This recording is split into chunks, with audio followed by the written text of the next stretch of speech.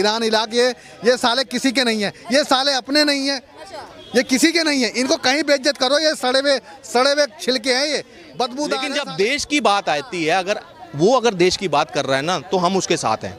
और आप सभी का स्वागत करते हुए पब्लिक डिजिटल मीडिया में। आपको बता दें कि सिंदूर ऑपरेशन के बाद इस समय पाकिस्तान है वो घबराया हुआ है। हालांकि जो हमारी सरकार है उसने एक बैठक की है जिसमें सभी विपक्षी जितने भी नेता हैं उनको बाहर यानी कि अंतर्राष्ट्रीय स्तर पे जाने के लिए कहा है, और उसी दौरान ये भी कहा है कि पाकिस्तान के जो आतंकवादी हैं उनका अंतर्राष्ट्रीय स्तर पर बहिष्कार करना है और उनके खिलाफ अलग अलग देशों में जाके पाकिस्तान और आतंकवाद के खिलाफ अपनी अपनी बात रखी है। उसमें शशि थरूर हैं और असदुद्दीन ओवैसी है और कई बड़े बड़े जो विपक्ष के नेता हैं वो हैं। हालांकि विपक्ष के साथ में सभी बड़े बड़े नेता हैं वो सरकार के साथ में खड़े हुए हैं, लगातार आतंकवाद का और पाकिस्तान का विरोध कर रहे हैं। दिल्ली की जनता से बात करते हैं। क्या नाम हो सर? मेरा नाम पीयूष है। पीयूष जी, आपने एक चीज़ देखी होगी, सिंदूर ऑपरेशन के बाद और पहलगाम अटैक के बाद हमारे विपक्ष में एक एकता देखने को मिली है। हालांकि कुछ लोग इसके बाद भी सवाल खड़े कर रहे हैं, लेकिन एकता देखने को मिली है जिसमें एक बैठक हुई है और मोदी जी ने कह दिया है कि सभी विपक्षी नेता हैं वो बाहर जाके आतंकवादी और आतंकवाद के खिलाफ, पाकिस्तान के खिलाफ सभी देशों में जाके बहिष्कार करेंगे और उनको बताएंगे कि पाकिस्तान कितना बड़ा आतंकवादी देश है। क्या कहना?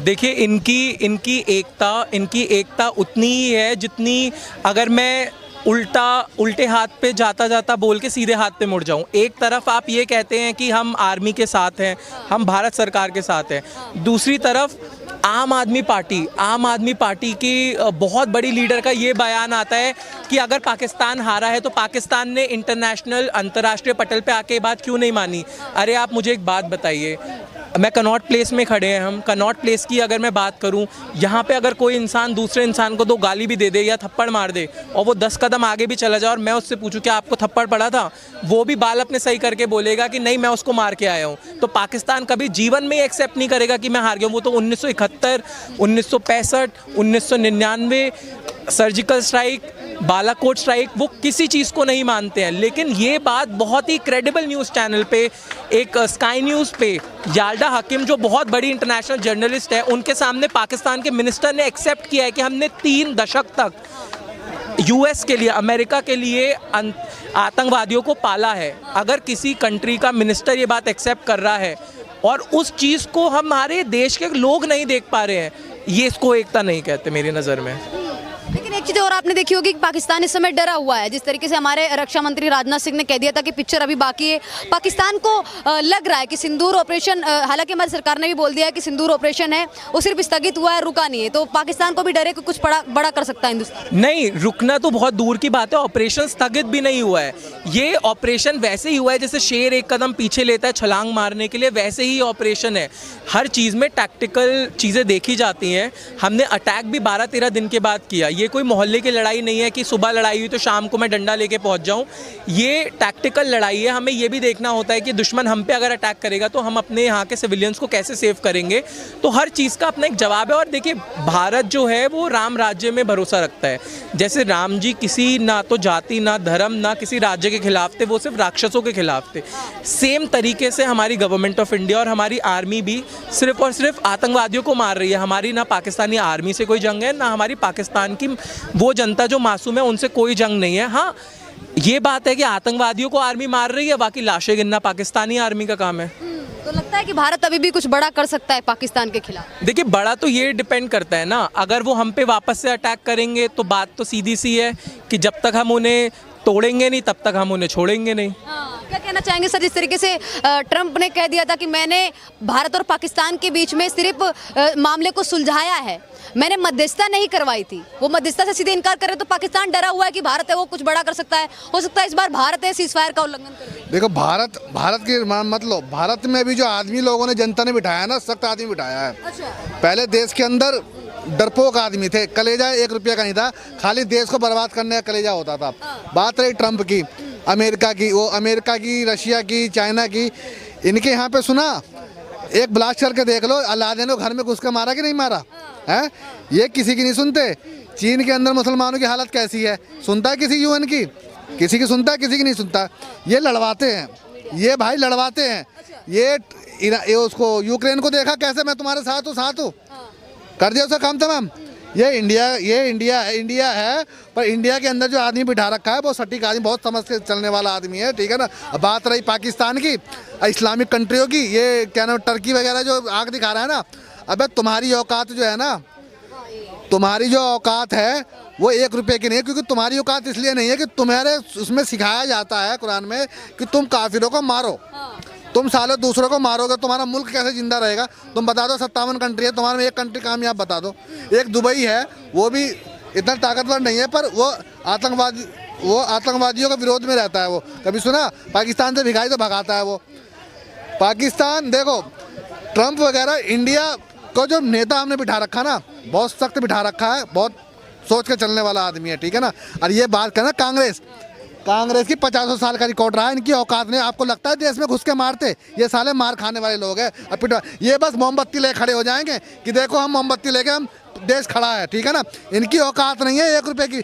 देखो मोदी जी ने घर में घुस के मारा, ये कभी हो सकता था? कभी नहीं हो सकता था। ये मोदी जी ने हर देश में जाने वाला है पाकिस्तान और आतंकवाद को एक्सपोज करने। ये मेरी बात सुनो, ये जो ये तो देखो पाकिस्तान, ये है, ये दो कई बड़े बड़े विपक्ष के नेता वो बाहर जाने वाले हैं, एक्सपोज करने के लिए जा रहे हैं। आप सुनो, वो तो एक चलो पॉलिसी है, उसके लिए जा रहे हैं। पाकिस्तान वो दो अगले 2 है, ईरान इलाक, ये साले किसी के नहीं है, ये साले अपने नहीं है, ये किसी के नहीं है। इनको कहीं बेइज्जत करो, ये सड़े हुए छिलके हैं, ये बदबूदार है साले। ये अगर इंडिया के अंदर एक बात सुन लो प्रधानमंत्री जी, ये देश को आप पे भरोसा है और किसी पे भरोसा नहीं है, ठीक है ना। और भी नेता है, योगी जी भी आगे तो लाइन लगी पड़ी है।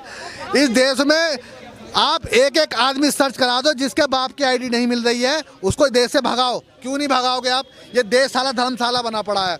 इस देश में देखना, आज पाकिस्तान से लड़ना हुआ है ना, कल देखना इस देश में गृह युद्ध, जहाँ इनकी पॉपुलेशन कूदी 50%, वहाँ देखना इस देश में भी दंगे हो जाएंगे। दंगे हो ही रहे हैं। इनके मोहल्ले में एक आदमी क्यों नहीं रहता? ये जितने भी भाईचारे का बात करते हैं, उनकी माँ ने दूध नहीं पिलाया कि उनके मोहल्ले में जाके रहे। भाई भाईचारा ऐसे ही निभाएंगे, बस जाके उनके मोहल्ले में रह के दिखाओ, तब भाईचारा मानेंगे ना कि हाँ तुम भाईचारे वाले लोग हो। ये साले दूसरों को मरवाने वाले लोग हैं, ये साले किसी कर्म के नहीं है। ये जो एकता भाईचारे की बात, उन्हीं बेटियों का शोषण होता है घर के अंदर, ठीक है ना। कहना चाहेंगे सर, जिस तरीके से पूरा विपक्ष वो एकजुट हो गया है, सुविदिन ओवैसी हो गए, शशि थरूर हो गए, वो अब पाकिस्तान और आतंकवाद को विदेश में जाके एक्सपोज करने वाले, क्या कहना? नहीं, बिल्कुल।